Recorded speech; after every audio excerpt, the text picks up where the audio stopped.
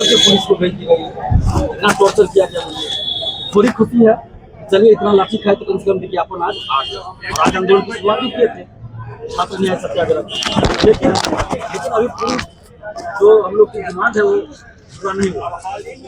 एकल परीक्षा negative marking नहीं, हम लोग ये मांग कर रहे थे कि पहले के पैटर्न से TRE4 की परीक्षा जो भी एक्सपेरिमेंट कर रहा है आप TRE5 से कीजिए ना भाई, आपको क्यों इतनी हड़बड़ी है? एक साल में क्या चला जाएगा?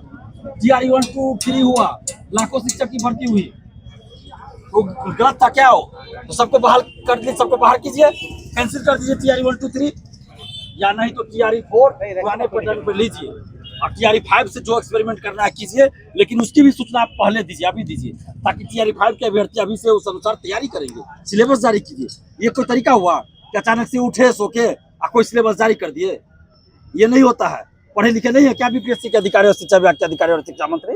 एक बड़ा सवाल ये है कि आवेदन की जो तारीख है उसको बताया गया, परीक्षा की तारीख अब भी नहीं बताई गई, जिसकी मुख्य मांग आप लोग कर रहे हैं। अब वही मैंने कहा ना, ये आधा अधूरा है। विज्ञापन की तिथि से लेकर परीक्षा की तिथि, रिजल्ट की तिथि तक जारी होता है कैलेंडर में, और अभी निगेटिव मार्किंग की बात कही गई है, डोमिसाइल की बात उसमें कहीं जिक्र नहीं है। तो डोमिसाइल जब पिछले साल लागू किया गया चुनाव से पहले, तो डोमिसाइल अभी कैसे हटा दिए आप? कैसे हटा दिए डोमिसाइल?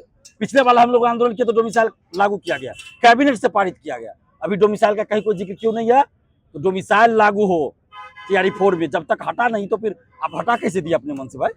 TRE4 में डोमिसाइल के साथ होना चाहिए, निगेटिव मार्किंग ना हो और एक परीक्षा हो, और जब तक ये डिमांड पूरा नहीं होगा हम लोग अल्सर पे बैठेंगे, शिक्षा मंत्री जी का आवास का भी घेराव करेंगे, या तो शिक्षा मंत्री जी इस्तीफा दे दे अगर वो नहीं कर सके। ये डोमिसाइल लागू करना किसका काम था? शिक्षा विभाग का, शिक्षा मंत्री का था ना। BPSC थोड़े डोमिसाइल लागू करेगी।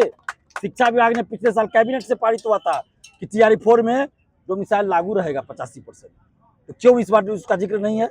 ये शिक्षा मंत्री जी आप इस्तीफा दे दीजिए, आपसे नहीं हो रहा है। शिक्षा मंत्री मिथिलेश तिवारी जी आप इस्तीफा दे दीजिए, या नहीं तो डोमिसाइल लागू कीजिए, निगेटिव मार्किंग हटाइए और एक परीक्षा कराइए। जो BSSC की मांग कर रहे हैं, दरोगा बहाली में दरोगा की जो परीक्षा है उसमें पारदर्शिता की बात कर रहे हैं, तो ये मुख्य मांग तो तमाम मांगे वो पूरी होगी तभी आंदोलन। बिल्कुल, तभी हम हटेंगे।